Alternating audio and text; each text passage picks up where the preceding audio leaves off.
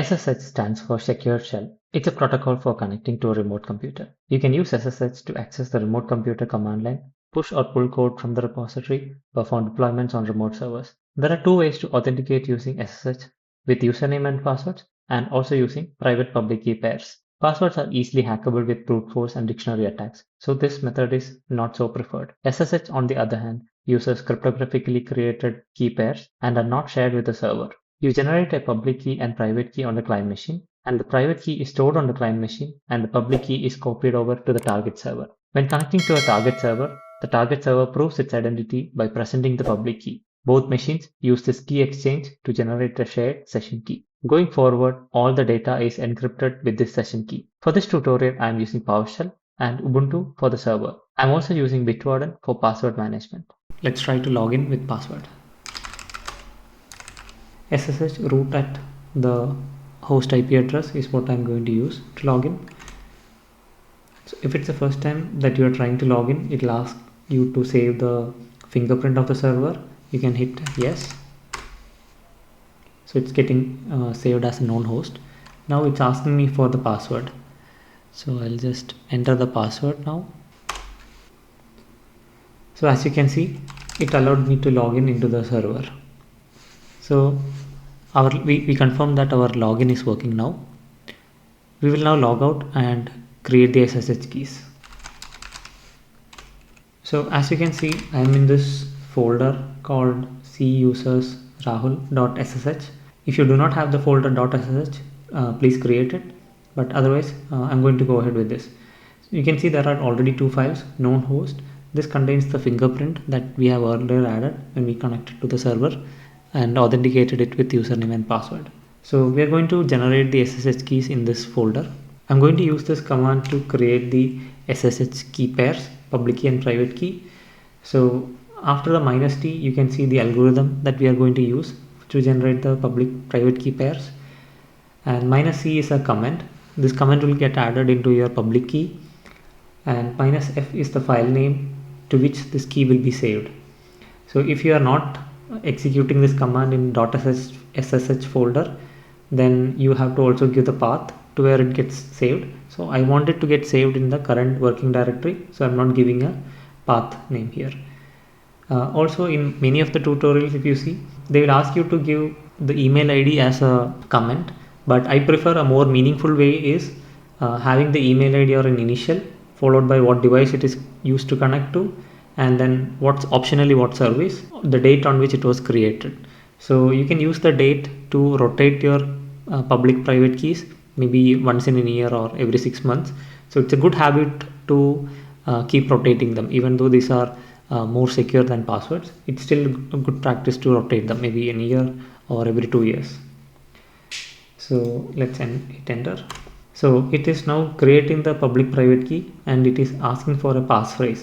A passphrase adds an additional layer of protection onto your private public key. So what it does is, like, every time from now on, every time when you try to connect to your server, it will ask for this passphrase. So without this passphrase, the SSH will not allow you to log in again. So this adds a nice security to it. So without the passphrase, if somebody steals your private key, then they'll be able to log in onto the server. So I recommend always giving a passphrase. So I'm going to give a passphrase here now, and also store your passphrases somewhere secure. So it's asking me to repeat the same passphrase.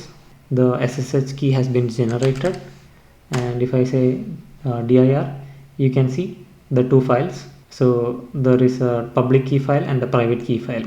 I will show you the contents of the public key.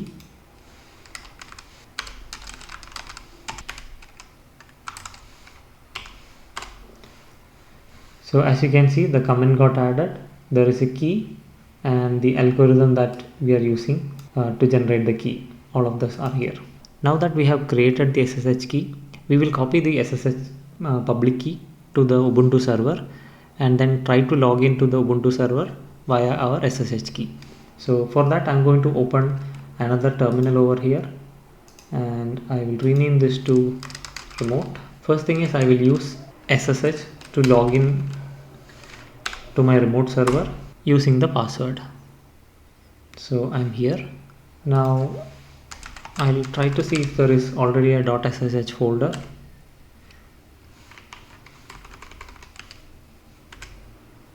So I cannot see a folder here, so I'm going to create a .ssh folder, and I'm going to create a file called authorized keys.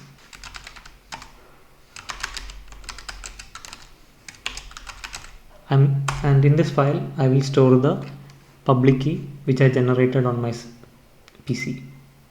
So this is the public key that I have generated on my PC.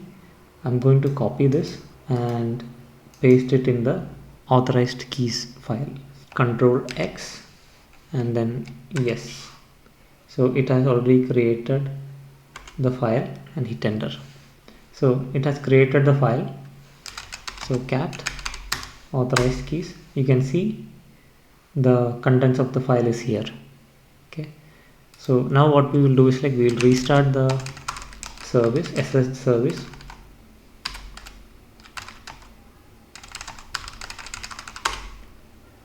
So it should be up and running now. So what we will do now is we will log out and see if you are able to connect to this server using the SSH key. So SSH -i, we should be able to, we should give the name of the private key file and then the host. -i stands for identity file. Okay, so .ssh/ed25. So it has already found the file, and then the host and the username to which I am connecting to. If I hit enter, it should not ask me for my password. It is asking instead for my passphrase. So I'm going to give the passphrase, and you can see it has logged in to the Ubuntu server. So we know our login using SSH is successful. Every time typing this command is painful, especially you have to remember this particular identity key file belongs to this host and for this user. This information, like if you are managing multiple servers, remembering this information is painful. So what we are going to do is we are going to create a config file and save this information in the config file. I am already in the .ssh folder, and using PowerShell I'm going to create a new file with name config. Config will be the name of the file without any .txt extension, and it will be of type file. Okay, so it created an empty config file. So I'm going to open it in Notepad and enter the following configuration. I'm going to enter this information in the SSH config file. It says host and a friendly name for the host server, and what is the host name that I'm connecting to. It can be an IP address, it can be a domain, what user do you want to connect as, and what port. It's possible that the port that you have enabled at the server side is different from the default port, and what is the identity file that you want to use. So in this case, this is the private key that I want to use for the server.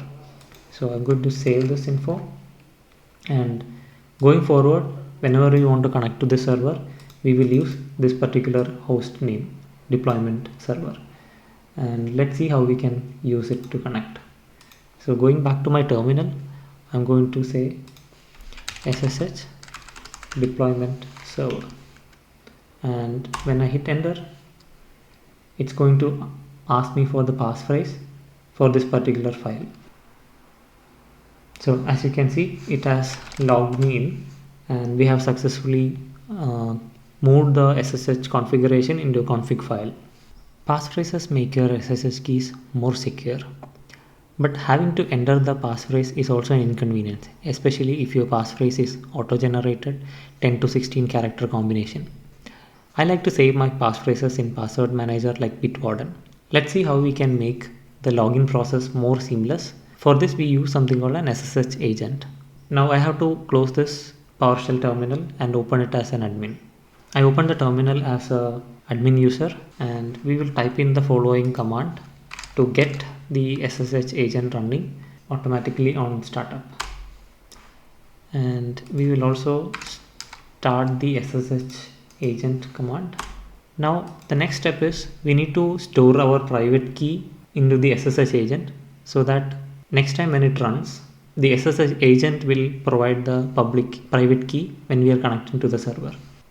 First we'll try to list, and we can see there are no SSH keys added. So we will try to first add our SSH key to the SSH agent. So it will ask me for the passphrase one time. So I'm going to enter it. Okay, I was giving the wrong passphrase. Okay, so it says identity added. Now let's try. So I can see the public key is linked to the SSH agent. Okay, now what we will do is, like, we'll try connecting to the deployment server, and if everything went correctly, then it should not ask me for my passphrase again. So SSH, and we will use deployment server. This is the name that we have given in the config. So as you can see, it connected and it did not ask me for my passphrase. So next time onwards, even if you restart your machine, the SSH agent will remember your passphrase and it will load the proper SSH keys for your server. Also, we have set up the config so that multiple servers can be maintained very seamlessly. I hope this video helps you to set up SSH keys, secure them, and manage multiple SSH keys. If you find yourself stuck at any point, leave a comment and I can help you. Also, I'm going to do a video on how to secure an Ubuntu server to host web applications or Docker services. Check it out from the video links below, and hope you check them out.